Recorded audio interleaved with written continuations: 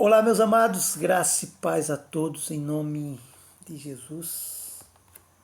Nós estamos dando continuidade à nossa quarta aula, um resumo da nossa quarta aula, a última aula, certo? Então, indico aos amados a assistirem todo o vídeo ou os vídeos, tá certo? Por que isso?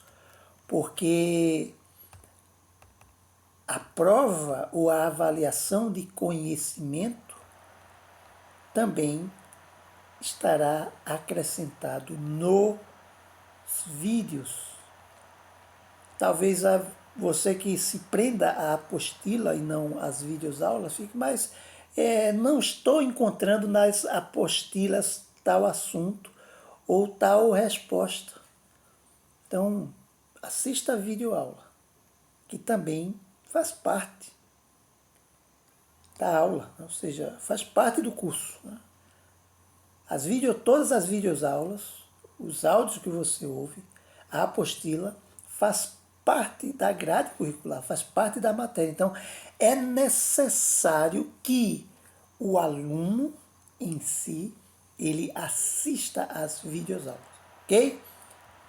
Porque isso evitará que tenhamos surpresa na hora do exercício prático de conhecimento, que chamamos de prova. Ok, meus amados? Então, hoje nós estamos nesse quarto módulo, ou nessa quarta aula, o resumo do 17º módulo. Estamos abordando simplesmente exegese. Então, a exegese ela é muito importante para nós. Um cristão ele deve ter, ou melhor, qualquer pregador ou pastores, líderes que lideram uma igreja, uma comunidade cristã, um grupo cristão, um grupo que preguem a palavra, que preguem as escrituras, eles devem, quem quer que seja a liderança, conhecer o básico do básico de exegese. Por quê? Porque isso evita que passemos a falar coisas aleatórias, sem sentido, em nome da interpretação das escrituras. Então, é necessário, tá, meus amados, que todo pregador, aqueles que pregam, eles conheçam pelo menos o básico da língua hebraica, o básico. Como também eles conheçam o básico da língua grega. Por que isso? Porque muitas das vezes, quando queremos interpretar as escrituras na nossa versão, que é a tradução da língua portuguesa, existem, meus amados, algumas palavras que, no nosso sentido, nosso contexto, são totalmente diferentes. Totalmente diferentes. Então, nós precisamos ter em mente essa compreensão. As escrituras, ela não foi escrita para nós, para o tempo contemporâneo. Foi escrita para um período a qual passou-se naquela época. Então, ela deve ser interpretada à luz daquele tempo. Salve algumas profecias, tá, que ainda não foram cumpridas. E mesmo assim, ela tem uma compreensão daquele tempo.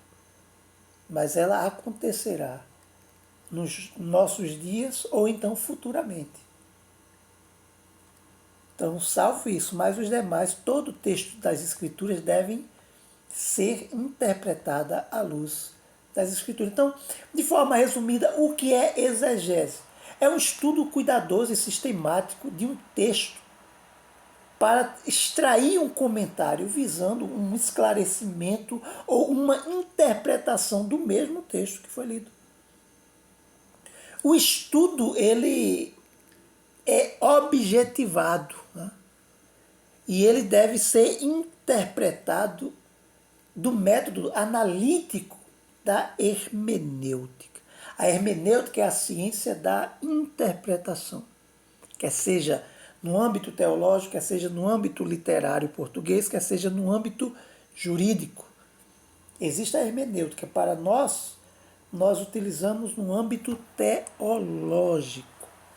Isso implica dizer que nós buscamos uma interpretação das Escrituras a partir das Escrituras.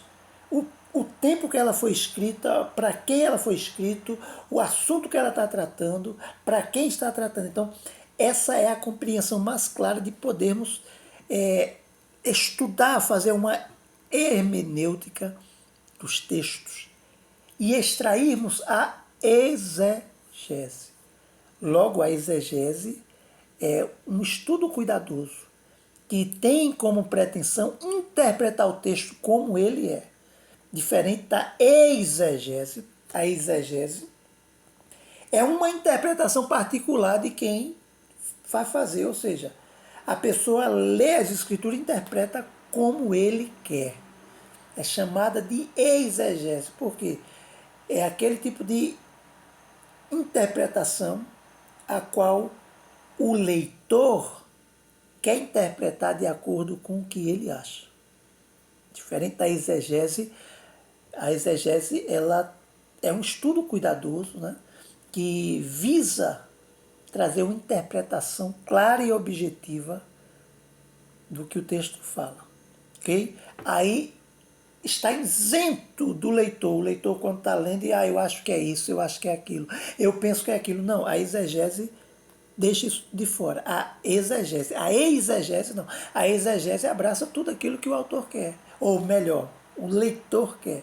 Se o leitor entende que Jesus chorou, é porque Jesus era chorão. Ele vai dizer, não, Jesus chorou porque ele era chorão, porque... Ou seja, ele vai criar uma ideia, uma exegese, uma interpretação pessoal que ele vai criar.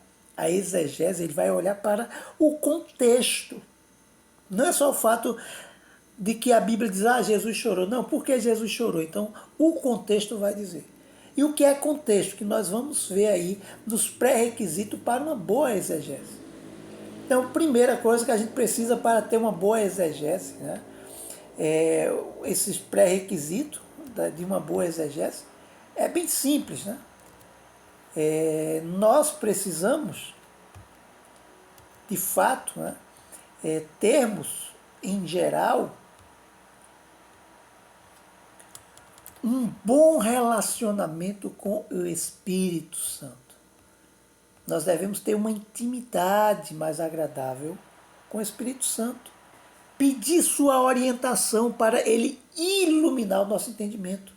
Porque é o Espírito Santo que nos ajuda a entendermos as Escrituras. Porque ele interpreta à luz das próprias Escrituras, não à luz do nosso conhecimento. Ler as Escrituras, conhecer a língua em si é fascinante. Mas o Espírito Santo ele traz em nós um entendimento e uma aplicação para a nossa vida. Então, outra coisa que precisamos para esse pré-requisito é que eu ou você, como estudantes das Escrituras, nós devemos ir diretamente ao texto, não permitindo ou dependendo de que alguém pense por nós, evitando assim que venhamos a criar uma dependência de outra pessoa para que ela desenvolva ao máximo uma interpretação. Não, nós vamos lá, lendo as Escrituras, o que isso significa. Então vou ver o contexto. O contexto está tratando de quê? Então sempre tenha em mãos a ler as Escrituras rascunhos. Sempre tenha em mãos rascunhos. Palavras, ideias, não ideias suas, mas o que as Escrituras está tratando, escreva ali. Personagens, sujeitos ocultos, sujeitos simples, sujeitos compostos. sujeito indeterminado ou determinado, ou seja, observe tudo. Observe a geografia do que está se tratando. Está falando de uma cidade, de montes, de ladeiras, de rios, de lagos. Escreva tudo e comece a pesquisar a respeito disso para ter uma compreensão melhor. Terceiro, procure o significado de cada palavra dentro do seu contexto. Observe. As escrituras, ela precisa ser interpretada à luz dela, não à luz do nosso contexto, à luz do contexto dela. Não adianta a gente pegar, meus amados, um texto das Escrituras e olhar para o mundo, ou seja, um texto que fale de mundo, e a gente observe aquele texto e diga, não, as Escrituras falam de mundo, que tudo o mundo é isso. Não.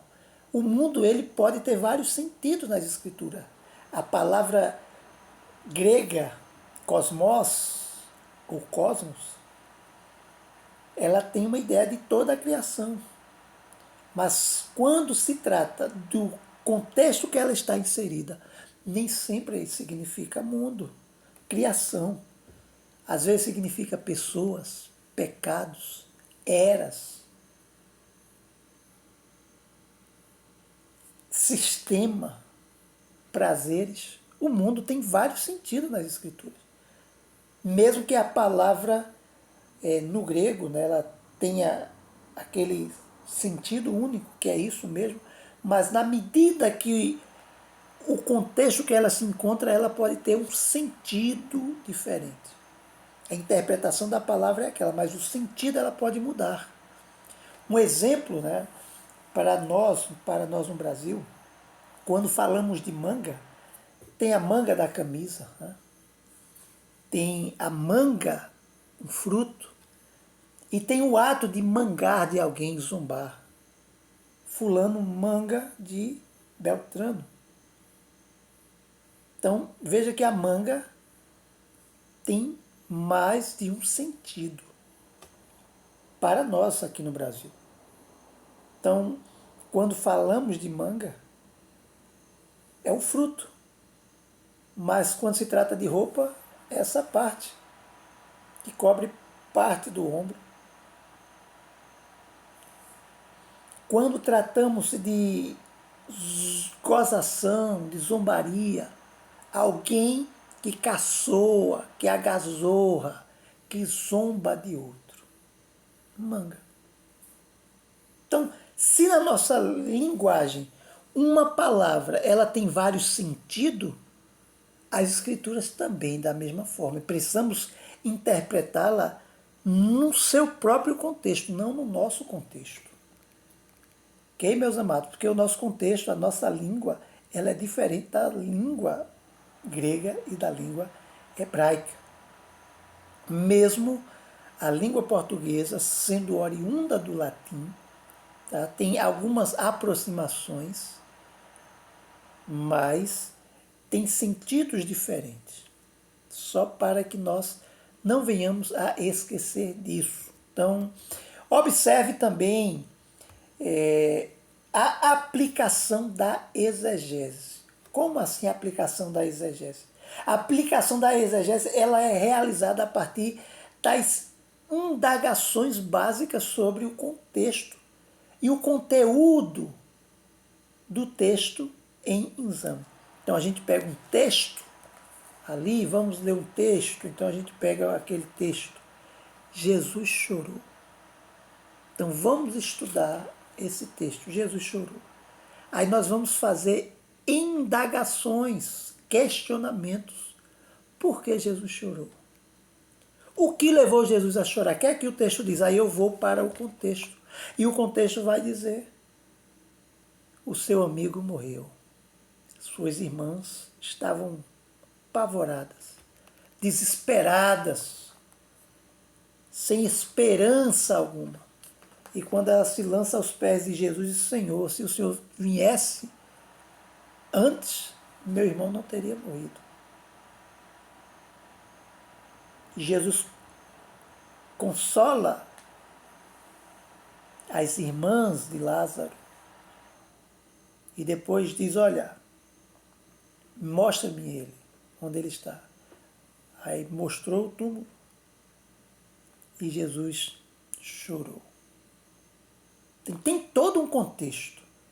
Então, para entendermos a frase Jesus chorou, precisamos ler o contexto, o que vem antes e o que continua posteriormente. É assim que passamos a ter uma interpretação mais clara, uma aplicação mais clara para nós. Então, dessa aplicação da exegese, precisamos observar o texto, como já falei. Capítulo, parágrafo ou uma porção das escrituras, né? E dar continuidade à leitura e ver a ideia que ele traz, que vai completar aquele texto para podermos estudar aquilo que pretendemos estudar. Então, ao observar o texto, também precisamos conhecer o contexto. O que é o contexto? É aquela parte que antecede o texto e que precede também o texto. Aquelas partes ali anteriores ao texto e posteriores ao texto.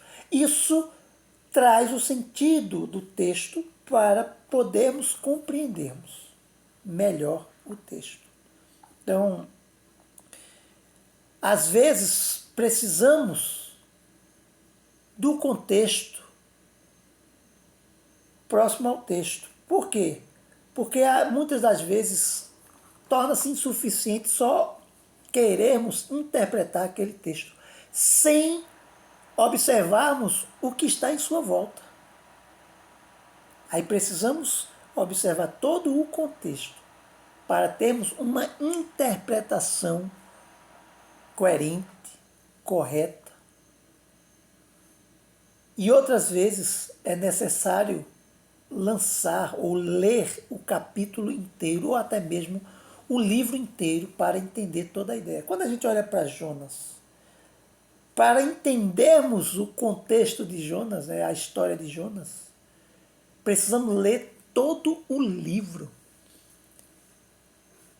Jonas é impressionante, porque para você ter uma compreensão da história de Jonas, do contexto de Jonas, porque Jonas não quis ir para Nínive, precisamos ler todo o contexto dele. E muitas das vezes o contexto dele não se encontra só no livro de Jonas, se encontra em outros livros. Então, os ninivitas eram pessoas cruéis. Então, para entendermos por que Jonas não quis pregar em Nínive, precisamos conhecer o contexto. Aí, muitas das vezes, nós dizemos que Jonas foi desobediente, que Jonas foi isso, mas sofreu pela desobediência e tal. Tem todo um contexto para entendermos. Então, quando nós não entendemos o contexto, nós vamos diretamente falar mal ou atropelar a atitude do sujeito, porque não entendemos o contexto. Isso acontece muito no meio das pregações que fazemos, porque nós não nos preocupamos com o contexto, o sentido do contexto, ou seja, o que o contexto está trazendo. Nós só muitas das vezes nos prendemos ao texto e esquecemos o contexto. Então, uma das coisas aqui para a gente observar, né, o método de estudo pela figura retórica tem coisas importantes. Né? As escrituras mostram muitas figuras de linguagem. Essas figuras precisamos compreendê-las para usarmos como um bom exemplo para o outro. Então observe aí, quando a gente vê nisso, né, as escrituras falam muito por metáforas. E o que é metáfora? Metáfora, ela traz uma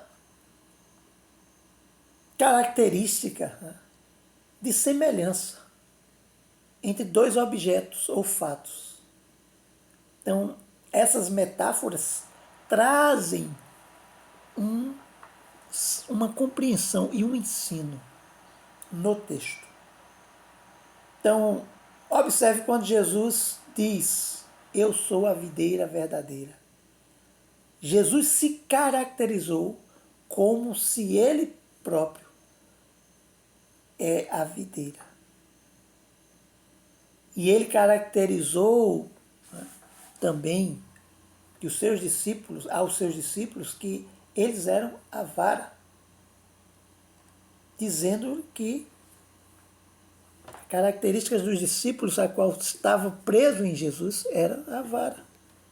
Essa vara deveria estar cuidada, podada, para produzir frutos. E ele usa outras figuras de linguagem, como eu sou o caminho, né? Quando trata-se de caminho, Jesus está trazendo aqui metáforas, não é literário. Jesus não está dizendo o caminho que as pessoas passam por ele, não. Ele está usando metáforas, figuras de linguagem. Quando ele diz, eu sou o pão vivo, ele não é o pão vivo, né? Mas ele está trazendo uma metáfora que alimenta a fome, a necessidade espiritual das pessoas. Figuras metafóricas, né? Judá é leãozinho, são figuras de linguagem. Tu és minha rocha. São figuras de linguagem, são metáforas, estão usando figuras metafóricas para trazer uma aprendizagem, uma aplicação para a compreensão das pessoas. Ok? Então, observe também o sinedoque. Né? Observe. O que é isso? Qual a característica disso? Né? Faz-se desta figura quando se torna parte pelo todo ou o todo pela parte. O plural. Então, observe o exemplo, né? O plural pelo singular, o gênero pelas espécies e sucessivamente, vice-versa. Então, observe o exemplo. Toma parte pelo todo. Minha carne repousará segura. Em vez de dizer meu corpo. Então está usando minha carne. Meu corpo. Né? Observe também aí, quando toma toda parte. Né? Beberdes o cálice. Em lugar de dizer do cálice, ou seja, a parte do que há no cálice. Observe essas figuras de linguagem. Né? Então, observe também a metonímia. É o emprego que esta figura emprega quando ela é usada pelo efeito ou pelo sinal do símbolo realizado no que indica. Então, observe o símbolo. Veja o exemplo. Jesus emprega a causa pelo efeito. Eles têm Moisés e os profetas. Ouçam-nos, em lugar de dizer os escritos de Moisés e os profetas. Então, observe como é interessante conhecermos pelo menos o básico das figuras de linguagem. Aí existem também a prosopopeia. O que é isso? O que isso significa? Essa é a figura usada que personifica as coisas inanimadas, atribuindo-lhes os feitos e ações das pessoas. Observe o exemplo. Onde está, ó morte, o teu aguilhão? Paulo trata a morte como se fosse uma pessoa. Então, onde está? É como se ele está conversando, dialogando. Onde está, a morte, o teu aguilhão? Onde está? Ele está dando vida a uma figura inanimada. Ok? Então, olha o outro exemplo. Os montes e os outeiros romperão em cânticos diante de vós, e todas as árvores do campo baterão palmas. Isso é uma poesia, uma linguagem, ou seja, não só uma poesia, mas uma prosopopeia. Ele está dando vida aos seres inanimados. Aqui os montes e as árvores estão batendo palmas. Né? Quem já viu montes ou árvores baterem palmas? Então são figuras de linguagem. Precisamos compreender essas figuras de linguagem. Então observe, também as escrituras tratam de ironia. O que é uma ironia? Essa figura, ela traz uma expressão contrária ao que se quer dizer. Então observe, clamai em alta vozes e despertará. Elias dá a entender que chama por Baal ou melhor, né? Elias, ele quer dizer que chamar por Baal é completamente inútil. Ele está ironizando, clama aí, chama mais alto, talvez ele escute. Ele está ironizando. Interessante, uma ironia bem interessante em Eclesiastes vai dizer, olha, vós jovens, viva a mocidade de vocês, gozem da vida, aproveitem como você quiser. Mas lembre-se que no final de tudo Deus pedirá conta. Logo, é uma ironia.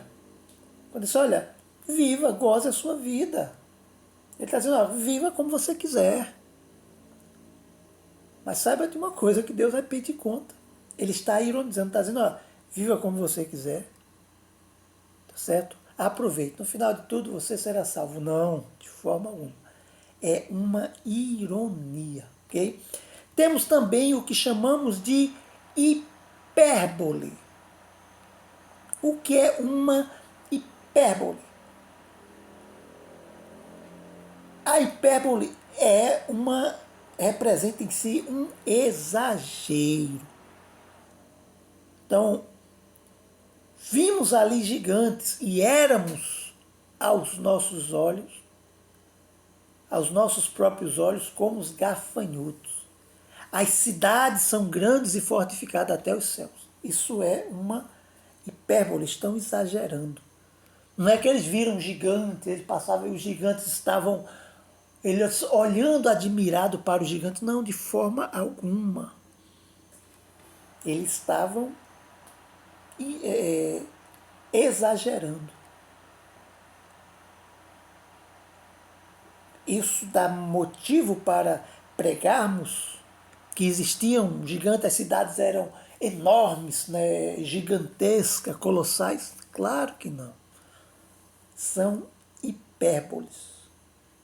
Um exemplo, quando Paulo ele vai dizer em 1 Coríntios capítulo 13,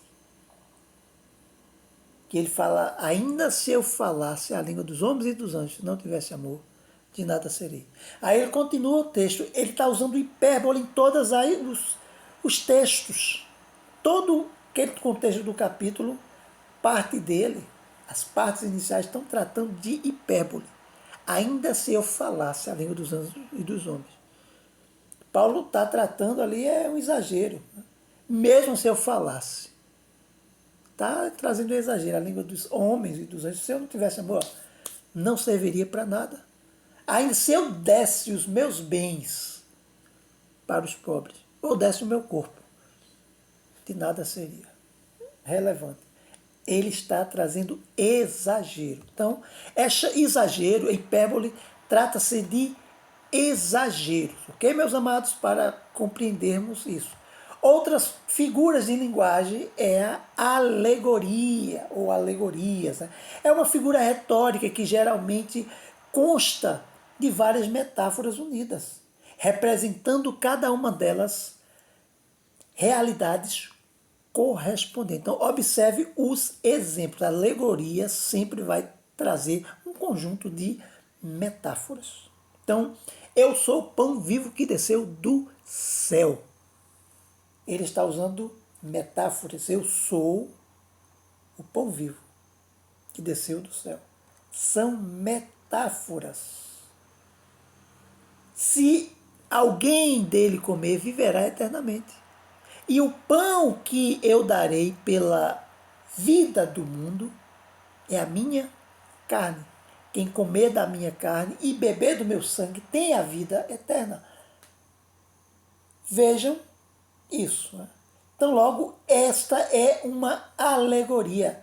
Ela tem sua interpretação nessa mesma passagem das Escrituras, em João, capítulo 6. Então, observem isso. Então, temos também as fábulas. O que são fábulas? Histórias. São histórias contadas.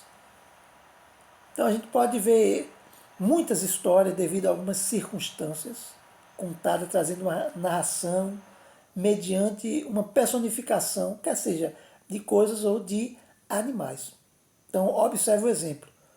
O cardo que está no Líbano mandou dizer ao cedro que lá está.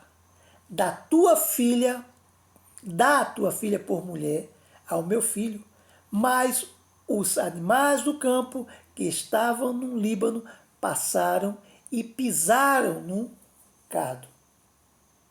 Isso é uma fábula que a gente observa de Jeoás, rei de Israel. E ele está respondendo, né, a proposta a uma guerra feita por Amazia, rei de Judá. Então, observe o que é fábula, são história. Então, ele pega uma história, figuras, né, quer seja de animais ou de plantas ou outras coisas, ou astros, né, e traz essa história, ou seja, cria esse contexto para trazer uma interpretação, né, uma compreensão diferente, não direta e literária. Outra coisa que a gente observa aí é o enigma. Veja um exemplo do enigma.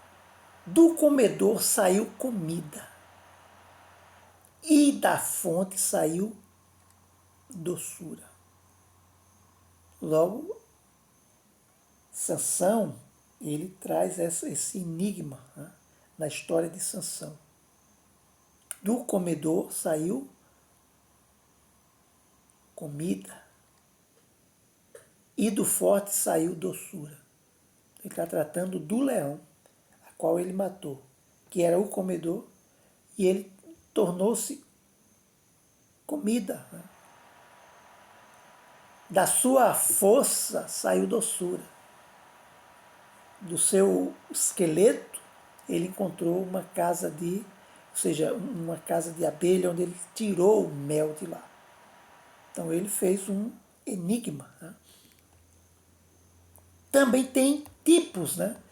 A qual chamamos tipologia. Logo, a tipologia ela trata vários assuntos e aspectos. Algumas pessoas, elas, principalmente no ramo da própria teologia, da hermenêutica e exegese, né? Quando a gente observa a tipologia, ele tem vários sentidos, o que a tipologia vai trazer sentidos espirituais. Né? A gente observa alguns assuntos que eles podem ser tipologia ou não. E muitas das vezes são colocados como tipologia. Por quê? Porque são bem parecidos. Ilustrações e tipologia são bem parecidos. Então, existem muitas das vezes figuras de linguagem que são parecidas, alguns dão o mesmo sentido, mas que não são. Então, um exemplo aí que a gente observa na nossa apostila, né? A serpente de metal no deserto foi mencionada por Jesus como um tipo para representar a sua morte. Né? Então, logo, o que Jesus está trazendo aí é uma ilustração, mesmo que esteja enquadrado no meio da tipologia. Né? ele está trazendo uma ilustração, ele está utilizando-se da serpente que foi levantada de metal no deserto e está dizendo que ele será levantado também, como a serpente foi, e será morto. Então, alguns dizem que a serpente, ou seja, a tipologia, a serpente representava Cristo. Nunca representou, mesmo que alguns utilizem-a como tipologia. É uma ilustração. Aqui no nosso texto, na nossa apostila, é citado como tipologia, mas na realidade, né, é um equívoco. Ela é uma ilustração. Jesus está ilustrando. Tá? Existem outros fatos, né, que a gente pode utilizar tipologia do Jesus. Né? Adão representaria, Jesus é o segundo Adão, então a gente poderia dar para Adão como fosse uma tipologia de Cristo, Noé e entre outros. Existem várias tipologias. Né? Então, lembre-se, existem tipologias e ilustrações que muitas das vezes nós confundimos e colocamos no mesmo patamar, certo? Então, observe aí outra tipologia que poderemos utilizar. Jonas no ventre do grande peixe foi usado como tipo por Jesus para representar a sua morte e ressurreição. Então, o primeiro Adão é um tipo para Cristo e o último Adão. Então, observe, né? As tipologias. Então, o que é a tipologia? São sentidos que traz ideias que trazem um sentido espiritual, uma reflexão espiritual para as pessoas compreender melhor uma ideia, tá? Mesmo que as escrituras, o Antigo Testamento não faça associação, mas a gente observa algumas características e fazemos aplicações espirituais para a nossa aprendizagem. Então, existe o simbolismo. O que é o simbolismo? São símbolos que trazem, que representa alguma coisa ou algum fato por meio de outra coisa ou fato familiar que se considera e é considerada a propósito para servir de semelhança ou de uma representação. Então, observe o exemplo que a gente tem aí. Então, a majestade pelo leão, a força pelo cavalo, a astúcia pela serpente e o corpo de Cristo pelo pão. O sangue de Cristo pelo cálice. O que é isso? É uma simbologia, né? A majestade pelo leão. O leão sempre representou o rei, a força, né? A força pelo cavalo. O cavalo sempre representou um símbolo de velocidade, de força, né? Que arrasta carga, mesmo que cientificamente é comprovado que o búfalo ele tem uma força maior que o cavalo, mas são símbolos, né? É uma simbologia, tá? A astúcia pela serpente, como assim? Muitas das vezes a escritura nos traz uma reflexão sobre a serpente, que ela é astuta, né? Astuta, um animal já preparado, né? Que não se permite ser vencido pelo adversário. Então, astúcia. Né? Então, o corpo de Cristo pelo pão. A gente vê a ceia, né? A representação da ceia. Esse é o meu corpo, comam, esse é o meu sangue, bebam. Então, o corpo de Cristo pelo pão e o sangue de Cristo pelo cálice. Logo, isso são símbolos que precisamos ter essa ideia, o simbolismo nas escrituras. Existem as parábolas. O que são parábolas? Parábolas são histórias, né, reais ou contadas, que são narradas relatando e trazendo possíveis ensinos para ilustrar uma compreensão maior e importante. São alguns exemplos: o semeador, aquele que saiu a semear, cada semente cai em uma parte diferente, a ovelha perdida, a dracma perdida, o filho pródigo. Essas três parábolas que estão juntas, né, é importante. Então a gente tem também a símile. Ela procede da expressão latina similis, que significa semelhante ou parecido a outro. É uma analogia, uma comparação de coisas semelhantes. Exemplo, a gente pode ver: pois quando o céu se ateia acima da terra, assim, do mesmo modo, né, é grande a sua misericórdia para com os que o temem. Então, assim como a gente observa aí, o céu está acima da terra, cobre toda a terra, também grande é a misericórdia de Deus para aqueles que temem a Ele. Veja uma símile, né? Ela vai trazer uma ideia de semelhança. O céu é alto, grande e cobre a terra. As misericórdias do Senhor cobre a humanidade pela sua infinita graça. Como um pai se compadece pelo filho, do mesmo modo, o Senhor se compadece dos que o temem. Então, observe: o pai se compadece pelos filhos, o Senhor se compadece pelos seus filhos também, certo? Os que os temem. Interrogação, né? Somente quando a pergunta encerra uma conclusão. É evidente que é uma figura literária, ok? Então, a interrogação é uma figura a qual o orador se dirige ao seu interlocutor ou adversário ou ao público em tom de pergunta, sabendo de antemão que ninguém vai responder. Jesus usava muito desse exemplo, né? Então, observe aí, Gênesis 18, 25. Não fará justiça o juiz de toda a terra? Ninguém vai responder. Ninguém consegue responder.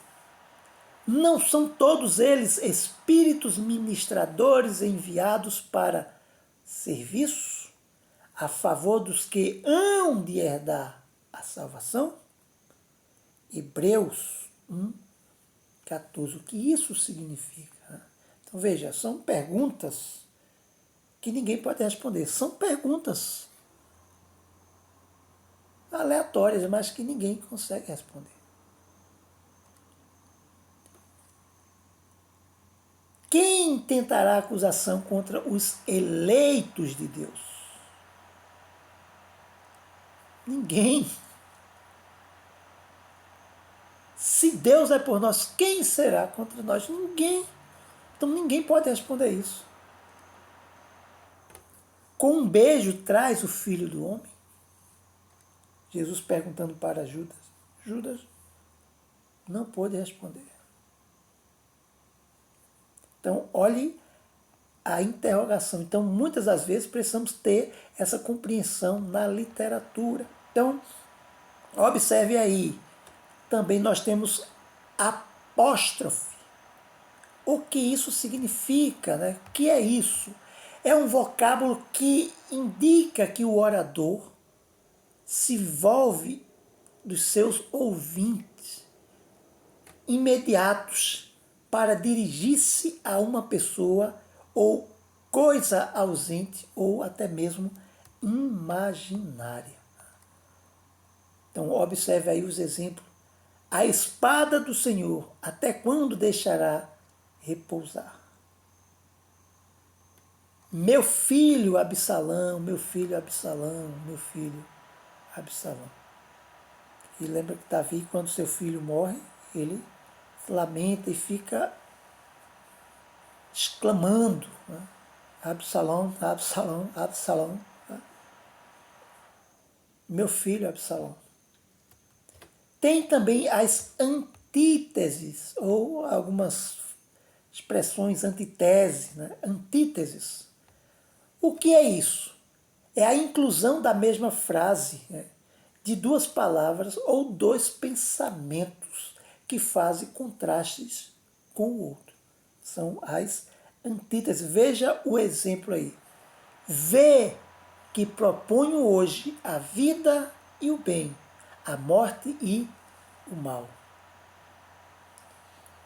Entrei pela porta estreita, entrai pela porta estreita, larga e espaçosa é o caminho que conduz à perdição, e são muitos que entram por ela.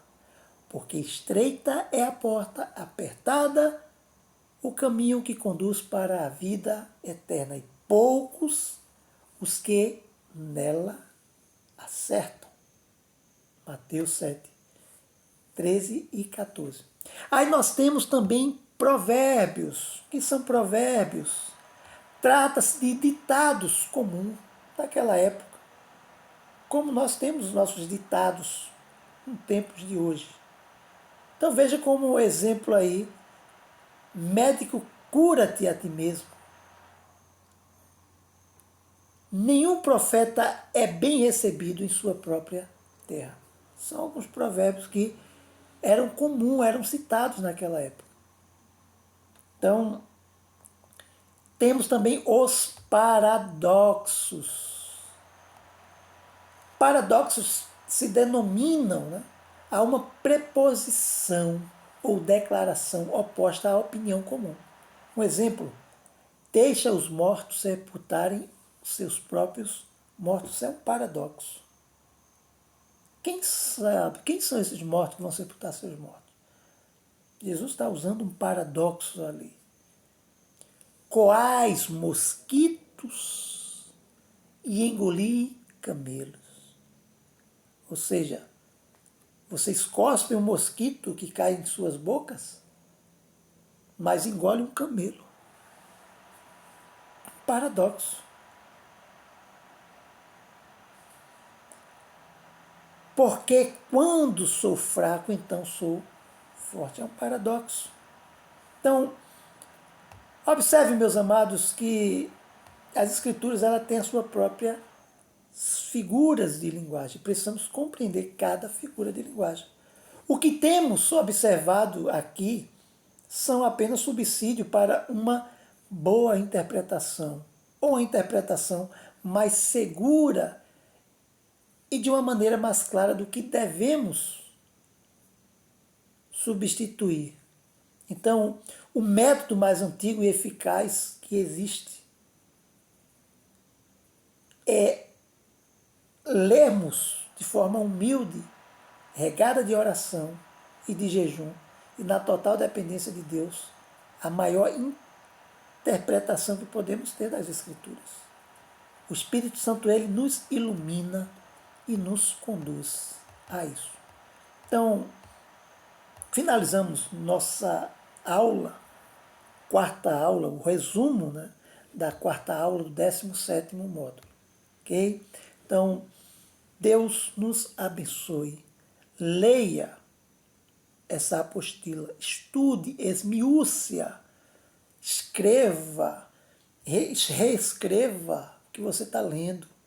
Faça anotações para ficar fixado em sua mente, para que quando alguém vier trazer uma ideia diferente, você tenha uma compreensão do que você estudou, conhece, e deixe o Espírito Santo conduzir a sua vida.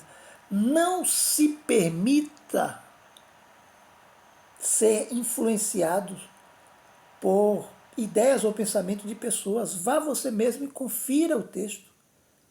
Interprete-a. Busque, mas eu não sei ler grego nem hebraico. Busque conhecimento. Lhe ajudará a ter uma compreensão melhor e mais clara das Escrituras. Que Deus nos abençoe em nome de Jesus.